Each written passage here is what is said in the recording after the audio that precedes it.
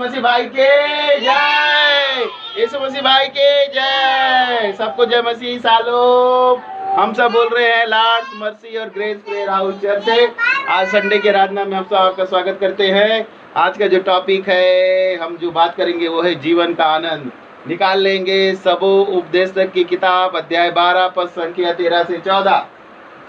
सबो उपदेशक की किताब बाइबिल ले लीजिए, जिनके जगह बाइबिल है सब रखिए। हमारा हथियार है, उसको लेके आना है भाई। सब फास्टर लोग बोलते हैं, विश्वासी लोग भाई लोग नहीं मानते हैं। चश्मा इधर है। सब पुराना में सब उपदेशक पेज नंबर 814, संपूर्ण बाइबिल में पेज नंबर 814। आज का जो टॉपिक है जीवन का आनंद। यीशु मसीह भाई इसलिए आए कि हम आनंद का जीवन जिए, नहीं चेहरे को उतार के, मरे से, बुझे से, थके हारे, ये उनका उद्देश्य नहीं है। यीशु मसीह का जो जीवन है वो आनंद का जीवन है, बहुतायत के आनंद का जीवन, थोड़ा का आनंद नहीं, बहुतायत का आनंद का जीवन है। तो मैं पढ़ दूंगा सबो उपदेशक की किताब अध्याय 12 पद संख्या 13 और 14, और संपूर्ण बाइबल में आप देखेंगे तो 814 पेज नंबर में मिलेगा। 814 बाइबिल को खोलते रहना चाहिए, तभी आपको पता चलेगा कि कहाँ से कहाँ है।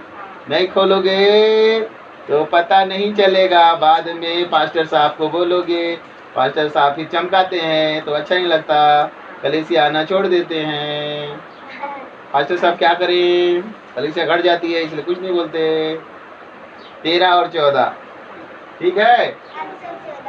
सब कुछ सुना गया और अंत की बात यह है कि परमेश्वर का भय मान और उसकी आज्ञाओं का पालन कर, क्योंकि मनुष्य का संपूर्ण कर्तव्य यही है।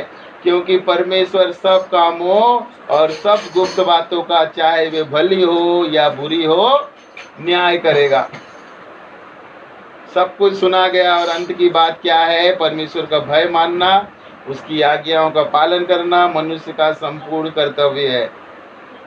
क्योंकि परमेश्वर सब कामों का, चाहे सब गुप्त बातों का, चाहे वे भली हो या बुरी, का न्याय करेगा, है ना।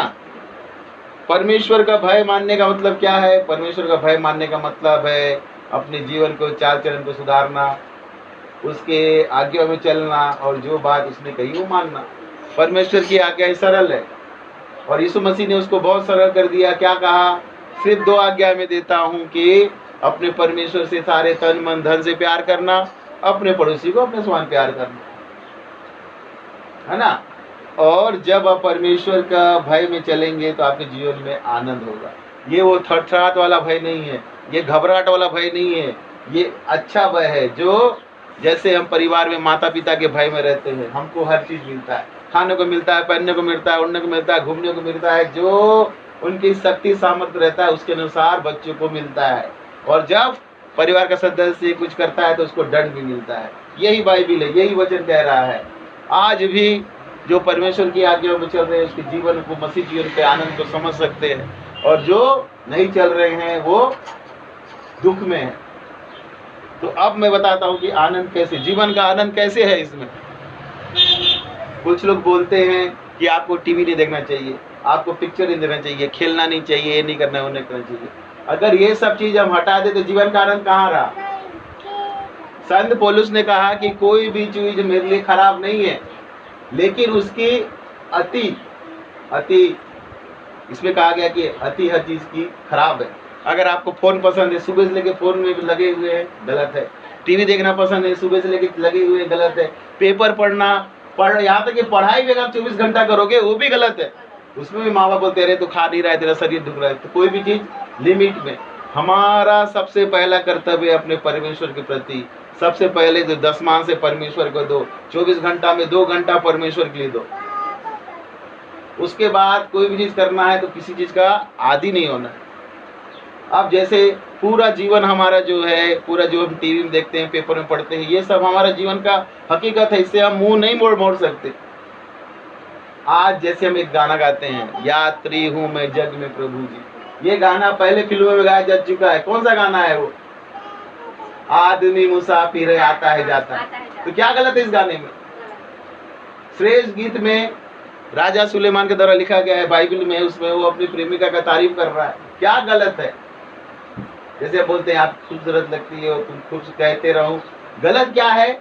हर वक्त कहना और दूसरे के बीबी को बोलना दूसरे के भी, आपका शादी नहीं हुआ है, दूसरे को बोलो तो गलत है। आप अपनी पत्नी को बोल सकते हो तुम खूबसूरत हो, तुम अच्छी हो। हैं, एक गाना है, फिल्म का गाना, मैं ये बता रहा हूँ आपको, एक राजा है और एक रानी है, क्या जिंदगानी है। तो हम तो राजा की संतान है, तो राजा हुए ही, हमारी पत्नी रानी हुई, क्या गलत है? अब इसी को आप दिन भर गाते रहोगे, एक राजा है एक रानी है, मैं तुमको बहुत प्यार करता हूं, तो ये गलत है। आप टीवी सीरियल देखते हैं, वो भी जीवन का हकीकत है, उसमें भी अच्छी बातें दी जाती है, पहनना ओढ़ना, लेकिन दिन भर टीवी देखोगे, बच्चा अभी खाना नहीं खाया, आपका प्रार्थना नहीं हुआ, आपका दुआ नहीं हुआ, लगे हुए, ये गलत है ना। लिमिट में आप हर चीज को कर सकते हो। प्रार्थना दुआ भी आप 24 घंटा करोगे, तो उसके लिए भी परमेश्वर ने मना किया, जब तक पति पत्नी एग्री ना हो तुम प्रार्थना भी मत करना। ऐसी प्रार्थना मेरे को नहीं चाहिए कि पति मुंह फैला के बैठा, पत्नी घंटों पूरा हिला दी स्वर्ग को, कुछ नहीं हुआ, परमेश्वर उससे नाराज हो गया। क्यों? लिखा है पहला कुरिन्थियों के अध्याय 7 के वचन में लिखा हुआ है कि आपसी सहमति से, बच्चे लोग ठीक से बैठो, आपसी सहमति से प्रार्थना करना है, नहीं तो दोनों एक दूसरे के साथ मिले रहो और जो तुमको अच्छा लगता है वो करो, लेकिन दुनिया के हिसाब से है। जब परमेश्वर ने इतना वचन को बोल दिया तो लोग समझते नहीं। कई जगह अब आदमी भूख मर रहा है, नहीं मेरे को चर्च जाना है, तो सुबह उठ क्यों नहीं बनाए खाना? ये गलत है, जो ऐसा करते हैं गलत है। कई लोग तो भूखे टांग देते हैं, पूरा 12-1-2 बजे तक होता है, वो बेचारा पति पेट को पकड़ा हुआ है, भूख लग रहा है, बच्चे पकड़े हुए, चर्च के आने के बाद खाना बनता है, ये गलत है। तो ऐसा नहीं करना है। वचन को जानो, पूरा बाइबल को पढ़ो, क्या लिखा गया है। परमेश्वर पति पत्नी के संबंध को बहुत इज्जत देता है, उसने ये संबंध बनाया है। और पूरा पहला कुरिन्थियों में बताया गया है कि विवाह से पहले विवाह के बाद कैसे रहना है, एक दूसरे के वचन से। यहाँ तक मन्नत के बारे में बोला ना, अगर पत्नी जोश जोश में मन्नत मांग ले, पत्नी जोश जोश से मन्नत मांग ले और ना पूरा कर पाए, तो पति अगर बोले नहीं तो वो भी माफ है। तो पति पत्नी के संबंध का कितना आदर करता है। लेकिन लोग, अरे मेरे को जाना है, जड़ नहीं बनना है। समझो चीजों को, हमारा परमेश्वर जीवन का आनंद देने आया है, हमको ऐसा नहीं किया। ऐसी कई लोग क्या मनुष्य दिखता हम ऐसे बन जाएंगे, प्रार्थना में भी रहे, जैसे गाना गाएंगे ना, उसमें भी गाना नहीं गाते, नहीं मैं मन से गा रहा हूँ, ताली बजाओ, वो भी नहीं, हालेलुया बोलो भी हंसते नहीं है। कई चर्च में हंसना मना है, ताली बजाना मना है। क्या लिखा है उसकी आराधना? ताली बजाते हुए ऊंचे शब्दों से करो। 10 तारे वाले तार, कई लोग बोलते हैं 10 तारे वाला तार ये हमारा हाथ है, ये इसको बजा। कोई एकदम मनुष्य जैसे, पास्टर भी चुपचाप एकदम मरे जैसे आएंगे, मरे जैसे जाएंगे। यीशु मसीह भाई ऐसा पसंद नहीं करता। नहीं है तो वचन को सुनो, जीवन का आनंद देने आया है, यहाँ भी आनंदित रहो और स्वर्ग राज में भी आनंद रहो। अब आप वचन को देखेंगे, यूहन्ना का किताब, यूहन्ना का सुसमाचार अध्याय 13, 14, 15 और 16 और 17 वचन में क्या लिखा है। जिसको मिलेगा जोर से पढ़ना, ताकि हमारे भाई लोग भी सुन सके। यूहन्ना अध्याय 13 पद संख्या, अध्याय 3 पद संख्या 14, 15, 16, 17 क्या लिखा है? अध्याय 3 13 का 3 नहीं, अध्याय 3। अरे आप लोग को भी नहीं मिलेगा, थोड़ा मैं ही पढ़ देता हूँ। अध्याय 3 पद संख्या 14, 15 और 16, 17 जोर से पढ़ो। और जिस रीति से मूसा ने जंगल में सांप को ऊंचे पर चढ़ाया, उसी रीति से अवश्य है कि मनुष्य का पुत्र भी ऊंचे पर चढ़ाया जाए। हाँ देखिए, जिस रीति से मूसा ने जंगल में सांप को ऊंचे पर चढ़ाया, उसी रीति से अवश्य है कि मनुष्य का पुत्र भी ऊंचे पर चढ़ाया जाए। काहे के लिए चढ़ाया जाए? ताकि हम दुखी रहे, मरे रहे, बीमार रहे, हमारे पास पैसा कौड़ी न रहे, कर्जे में रहे, दूसरे लोगों को लात जूता मार के चले जाए, इसलिए चढ़ाया। क्या 15 में चढ़ाओ, क्यों चढ़ाया? ताकि जो कोई विश्वास करे उसमें अनंत जीवन पाए। हाँ, इसलिए पाया कि जो विश्वास करे अनंत जीवन को पाए। अनंत जीवन ऐसे रोने वाला जीवन नहीं है, बड़ा बड़ा बाल को बढ़ा लिए हैं, आँख के नीचे बड़ा बड़ा गड्ढा हो गया ऐसे, बहन भाई ऐसा जीवन नहीं है, उत्साह का जीवन है, आनंद का जीवन, इसीलिए आया है। आगे पढ़ो 16। क्योंकि परमेश्वर ने जगत से ऐसा प्रेम रखा कि उसने अपना इकलौता पुत्र दे दिया। क्यों दे दिया? कि मरते रहे, रोते रहे, हाय हाय हाय करते रहे। क्या चीज दिया? आगे पढ़ो। ताकि जो कोई उस पर विश्वास करे वह नाश न हो, परंतु अनंत जीवन को प्राप्त कर रहे। आगे आगे परमेश्वर ने अपने पुत्र को जगत में इसलिए नहीं भेजा कि जगत पर दंड की आज्ञा दे, परंतु इसलिए कि जगत उसके द्वारा उद्धार हाँ, अनंत जीवन पाओ और उद्धार पाओ। रोने के लिए नहीं भेजा हमको, है ना। आप 3 का ही 36 का पढ़ो, 3 का अध्याय 36वां वचन में क्या लिखा है। यूहन्ना का ही समाचार अध्याय 3 पद संख्या 36।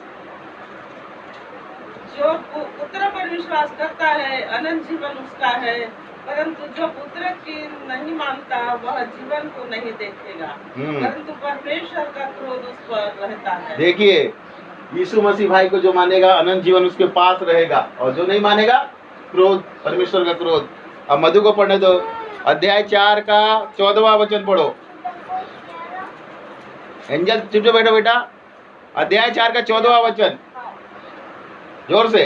परंतु जो कोई उस जल में से पिएगा जो मैं उसे दूंगा वह फिर अनंत काल तक प्यासा ना होगा, परंतु जो जल में उसे दूंगा वह उसमें एक सोता बन जाएगा जो अनंत जीवन के लिए उमड़ रहेगा। अनंत जीवन के लिए, हर बात में अनंत जीवन बोला है, अनंत जीवन देने के लिए। और ऐसा जल पिलाऊंगा कि तुम प्यासे नहीं रहोगे और अनंत जीवन के वारिस हो जाओगे। तो अनंत जीवन क्या होता है? रोना गाना, आज मेरे हो गया, मेरे फलाना हो गया, मेरा डेकान हो गया। अरे आनंद का जीवन है, उसको बोला जाता है इंग्लिश में इंटरनल लाइफ, एवरलास्टिंग लाइफ। आप पढ़ो यूहन्ना 4 का ही 36, 37, 38 वचन।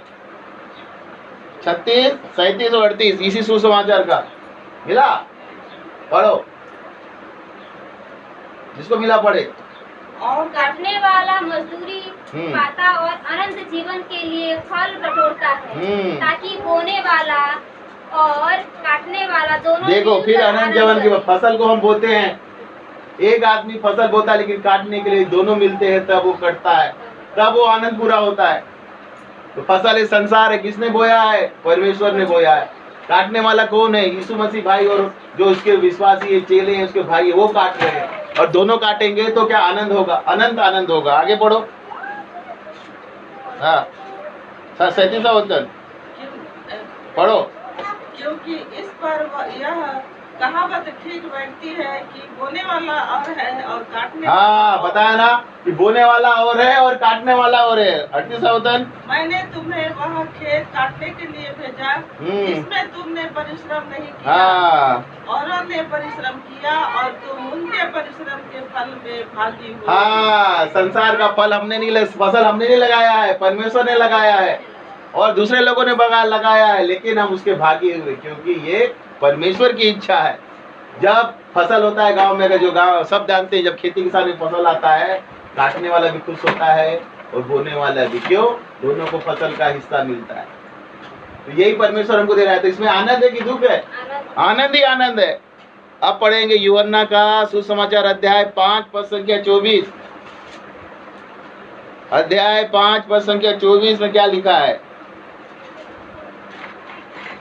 पढ़ो जोर से। मैं तुमसे सच सच कहता हूँ, जो मेरा वचन सुनकर मेरे भेजने वाले पर विश्वास करता है अनंत जीवन उसका और उम्र पर उस पर दंड की आज्ञा नहीं होती, परंतु वह मृत्यु से पार होकर जीवन में प्रवेश। देखिए कितनी बड़ी बात यीशु मसीह भाई ने कही दी और पिता परमेश्वर ने उससे कहलवाई। मैं तुमसे सच सच कहता हूँ, जो मेरा वचन सुनकर मेरे भेजने वाले पर विश्वास करता है, पहला क्या मिलता है? अनंत जीवन। दूसरा, उस पर दंड की आज्ञा नहीं है और मृत्यु से पार होकर जीवन में प्रवेश कर चुका है।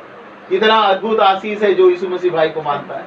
अनंत जीवन, दंड की आज्ञा नहीं, मृत्यु से पार हो गया और जीवन में प्रवेश कर दिया। कोई मामूली बात नहीं है। यूहन्ना अध्याय 6 का 40वां वचन पढ़िए। यूहन्ना अध्याय 6 40वां वचन। यूहन्ना अध्याय 6 पद संख्या 40। क्योंकि मेरे पिता की इच्छा यही है कि जो कोई पुत्र को देखे और उस पर विश्वास करे वह अनंत जीवन पाए, और मैं उसे अंतिम दिन फिर जिला उठाऊंगा। किसकी इच्छा है? पिता परमेश्वर की इच्छा है कि पुत्र को देखे। पुत्र कौन है? यीशु मसीह भाई। और उस पर विश्वास करे, क्या मिलेगा? अनंत जीवन, और अंतिम दिन में फिर वो जिंदा हो उठेगा। लिखा है, क्योंकि ये मेरे पिता की इच्छा यह है कि जो कोई पुत्र को देखे उस पर विश्वास करे वो अनंत जीवन पाए, और मैं उसे अंतिम दिन फिर जिला उठाऊं। इसलिए जिला उठाऊं कि हम दुखी रहें, मरे प्यासे रहे, इसलिए नहीं, खुश रहें, आनंदित रहें, उत्साह से भरपूर रहें, इसलिए जिलाएगा। मरे हुए का कोई पसंद नहीं था, बोलते हैं ना, अरे तू तो मुर्दा जैसे हो गया, तेरे में जान ही नहीं है। जिंदा आदमी को ऐसे बोलते हैं कई लोग। क्यों? बेचारा मरा वर्षा बोल देगा तो मुझसे आवाज नहीं, काम में ढंग नहीं, रंग नहीं, न खाने में, न पीने में, न उड़ने में, अरे तू तो मुर्दा हो गया है, ऐसा। लेकिन हम यीशु मसीह भाई हमको अनंत जीवन, उत्साह का जीवन, आनंद का जीवन, ऐसा जीवन जो हम मृत्यु से पार होकर होने वाला जीवन हमको दिया है। और पढ़ेंगे इसी का यूहन्ना का सुसमाचार 6 का 53, 54 और 55 वचन। 53, 54 और 55 और 56 वचन। यीशु ने उनसे कहा, मैं तुमसे सच सच कहता हूँ कि जब तक तुम मनुष्य के पुत्र का मांस न खाओ और उसका लहू न पियो, तुम में जीवन। हाँ, देखिए यीशु मसीह भाई जब जब बोलते हैं मैं सच सच कहता हूँ, मतलब है उस बात पे वो जोर दे रहे हैं कि ये बात सुनो, ये बात सच है। क्या बोल रहे हैं? जब तक मनुष्य के पुत्र का मांस ना खाओ, उसका लहू न पियो, तुम में जीवन नहीं है। ये मांस और लहू क्या है?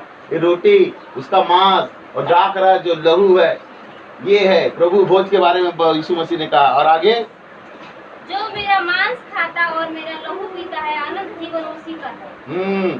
जो प्रभु भोज लेता है, अनंत जीवन उसी का है। और मैं उसे अंतिम दिन फिर जिला उठेगा, क्योंकि मेरा मांस वास्तव में खाने की वस्तु और मेरा लहू वास्तव में यीशु मसीह का लहू जो मांस है खाने की वस्तु और लहू पीने की वस्तु है। और मेरा लहू वास्तव में पीने की वस्तु है। जो मेरा मांस खाता है और मेरा लहू पीता है, वह मुझ में स्थिर बना रहता है और मैं उसमें। देखिए, जो प्रभु भोज लेता है यीशु मसीह भाई उसमें बने रहते हैं, उसका जीवन अनंत जीवन उसमें बना रहता है। तो बाइबल जो अनंत जीवन देने आई है, उत्साह का जीवन, कामयाबी का जीवन, आश्चर्य कर्मों से भरा जीवन, गवाही से भरा जीवन, रोना, कुड़कुड़ाना, चिंता करना, निंदा करना, मरा मरा रहना, दूसरे को कोसना, ये सब जीवन नहीं है। आशीषित जीवन, धन्य जीवन, महान जीवन, आश्चर्य कर्मों से भरा जीवन, गवाही से भरा जीवन, लोगों को बदलने वाला जीवन, खुद को बदलने वाला जीवन, वो है अनंत जीवन, वो देने आया है। तो यही है। लेकिन जब हम उसके विरुद्ध चलते हैं, ये सब बातें उल्टी हो जाती है। हमारे जीवन में सांप आता है, दंड आता है, हमारा परिवार का संबंध टूट जाता है, मेल मिलाप टूट जाता है, शैतान पति पत्नी के बीच काम करता है, तलाक हो जाता है, व्यभिचार होता है, दुनिया के कांड होते हैं, क्योंकि वचन को जानते नहीं, सुनते नहीं और मानते नहीं, उसकी आज्ञाओं को मानते नहीं। एकदम सरल आज्ञा है। पहला स्थान परमेश्वर को दो। जब आप बाइबल पढ़ोगे, प्रार्थना करोगे, संगति करोगे, तो कभी भी शैतान आपके जीवन में कार्य नहीं कर पाए। आपको मालूम चलेगा कि मैं यहाँ बैठा हूँ, क्यों बैठा हूँ, यहाँ बैठी हूँ, ये जो बात हो रहा है क्यों हो रहा है, यहाँ मेरे को बैठना चाहिए कि नहीं बैठना चाहिए। मना किया है ना कि ठट्टो करने वाले के मन में मत बैठना। वैसे ही बैठोगे, वही विचार तुम्हारे मन में घूमते रहेगा। आज जैसे वो एंजल की बात कर रहे थे, तारीफ नहीं करते, आपके बच्चे सब कहते हैं, यीशुआ भी कितना अच्छा प्रेज द लॉर्ड बोलता है, सब करता है, लेकिन जैसे वो बीमार थी उसका विश्वास क्या है, पापा मेरे लिए प्रार्थना कीजिए मैं ठीक हो जाऊंगी। अगर वही संगति में रहती वैसी ही तो क्या सीखती? कुछ नहीं। आज भी गई, कल भी वो रानी से तारीफ करी थी, गई पूछी, बोलती है आंटी मैं सोफा में बैठना चाहती हूँ, तो सीखिए। लेकिन फिर अगर उसको छोड़ देंगे तो फिर वो वैसी हो जाएगी। इसलिए संगति का बहुत महत्व है। इसीलिए बोला गया है प्रार्थना करो, संगति को ना छोड़ना। अगर आपने संगति को छोड़ दिया, एक दो हफ्ता भी इधर उधर हो गए, तो फिर आप जीरो में चले जाओगे। और घर में भी बाइबल को पढ़िए, 2 घंटा परमेश्वर को रोज देना है। छोटी सी प्रार्थना करिए, वचन को पढ़िए, सुनिए, गाना को गाइए, स्तुति गीतों को गाना गाइए, टेप है तो उसमें लगा दीजिए, उससे भी बंधन टूटते हैं। हर गाने में आपका जो है वचन को लेके बोला गया है। जो मसीह गाने हैं वो वचन को लेके बनाए गए हैं, बाइबल में बनाए गए हैं। उसको समझिए, उसको करिए। और संगति का विशेष ध्यान रखना है। संगति ही इसीलिए बार बार वचन में कहा गया कि अन्य जातियों से संगति मत करना और असमान जुए में मत जूतना, क्योंकि बहुत परेशानी होती है। हमको भी हुई, आपको भी हुई। क्यों? क्योंकि वो रॉन्ग होता है। इसलिए अपने बच्चों को ऐसी शिक्षा दो। हम गलती किए तो जरूरी नहीं कि सामने वाला भी करे। हम हाथ पैर तुड़वाए तो दूसरे को नहीं तोड़ना, ऐसे सिखाना है और ऐसे वातावरण से दूर रखना है। लोग कुछ भी बोले सीधा हाथ जोड़ना है, देखिए हमारा विश्वास ये नहीं है, हम इसमें सहभागी नहीं हो सकते, आप हमको क्षमा कीजिए। अगर आप उनके साथ अपने बच्चे को छोड़ दोगे तो वो वैसे हो जाएंगे। भाई उनको प्रार्थना में लाना है, दुआ में लाना है, सब में लाना है। और कई मसीह सब घरों को बिगड़ने कारण यही है। बच्चा कहाँ जा रहा है? मैं खेलने जा रहा हूँ, कूदने जा रहा हूँ, प्रार्थना बाद में चले जाना, बड़ा होगा तो कभी नहीं आएगा। वो सब डूब गए। फिर बाद में पीने लगेगा, नशा करने लगेगा, व्यभिचार करेगा। कई कलीसिया में ये हो रहा है परेशानी। इससे बचने के लिए अगर घर में बूढ़ा व्यक्ति भी चल, परमेश्वर रक्षा करेगा, तब ताला बंद करके चलो, जो भी ये सब परमेश्वर के हाथ में। कई जगह ऐसे हो रहा है, पति घर में रहता है, खाना बना के रखता है, पत्नी जाती है चर्च, सास गई ससुर, ऐसे करके पूरा कलीसिया बर्बाद हो रहा है। अरे तो आके भी तो बना सकते हो, या शनिवार को बना के रख लो। शनिवार को तुम 12-1 बजे तक पिक्चर देखोगे, IPL देखोगे, क्रिकेट देखोगे, सुबह नींद कहाँ से खुलेगा? लेडीज लोग भी, अरे भाई जो कपड़ा पहनना है उसको सुबह शनिवार की तैयारी करके रख लो, बच्चे के लिए रख लो, सबके लिए रखो, जो करना है रखो। सुबह अपना नाश्ता बनाए, कुछ भी बनाए, लेके खा कर, नहीं पहले तो भूखे जाते हैं आप तो भूखे पेट में कहाँ से आपका लगेगा मन? खाना के दरबार क्या बनेगा? पहले को मन रहता है चिकन मिलेगा कि नहीं, बकरा मिलेगा कि नहीं, ये ले इधर पर। चर्च जाने का क्या मतलब हुआ? चर्च जाने का मतलब है दिल से जाओ। अगर आप ऐसी चर्च जा रहे हो तो कोई मतलब नहीं है हमारा, मत जाओ चर्च। चर्च जाना कोई स्वर्ग जाने का निशानी नहीं है, ये सब रॉन्ग है। चर्च जाओ तो दिल से जाओ, दिल से बैठो, दिल से गाओ, दिल से बजाओ, सब कुछ दिल से करो। आज का पहले वचन में क्या है? सब बातों को परमेश्वर जानता है, चाहे भली हो, बुरी हो, गुप्त बात हो, सबको जानता है। तो आप उसको क्या बेवकूफ बनाओगे? तो एक बार और इस वचन को पढ़ूंगा, उसके बाद प्रार्थना करेंगे, है ना। सबोपदेश की किताब अध्याय 12 पद संख्या 13 और 14 सब कुछ सुना गया है। अंत की बात यह है कि परमेश्वर का भय मान और उसकी आज्ञाओं का पालन कर, क्योंकि मनुष्य का संपूर्ण कर्तव्य यही है। क्योंकि परमेश्वर सब कामों और सब गुप्त बातों का, चाहे वो भली हो या बुरी हो, न्याय करेगा। तो इस वचन के द्वारा हम सबको आशीष मिले। और हम लोग क्या बोलते हैं लास्ट में? एंजल सब आ जाओ, सब बोलो। प्लीज लाइक कीजिए, सब्सक्राइब कीजिए और शेयर कीजिए। सबको praise the Lord. Shalom shalom shalom. जय मसीह की।